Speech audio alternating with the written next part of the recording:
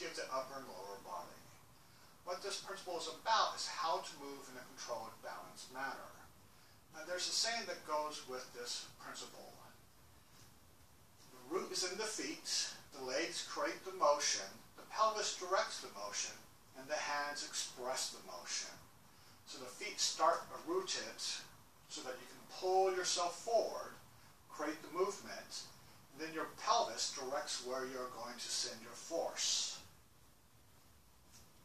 Now, how I really understood this principle is one of my instructors was an undersea construction worker, and he talked about how before they could do any work, they had to connect themselves to something solid, something heavy, so that they could pull against it to create the force. Now, you can experience this in a swimming pool.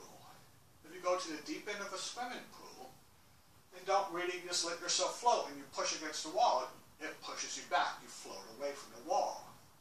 But if you brace your feet against the ground and then push against the wall, you don't go anywhere. You stay connected to the ground. You stay still, and you can apply pressure against the wall. The same thing applies on land. Before we move, we connect to the ground. We feel our feet grabbing the ground, connected to the ground. Then our legs can pull against our feet, against the ground. And then we can turn whichever direction we want to end up going. And the hands express what we are doing. One of the things we want to avoid is bracing the feet against the ground and then just moving from the upper body, not engaging the legs. This will end up causing us to rock and sending us off balance. Now, this also applies when I step. When I step, I'm going to root into this foot so that this foot can move. Once it's on the ground, it grabs the ground, and I pull myself into this foot and turn.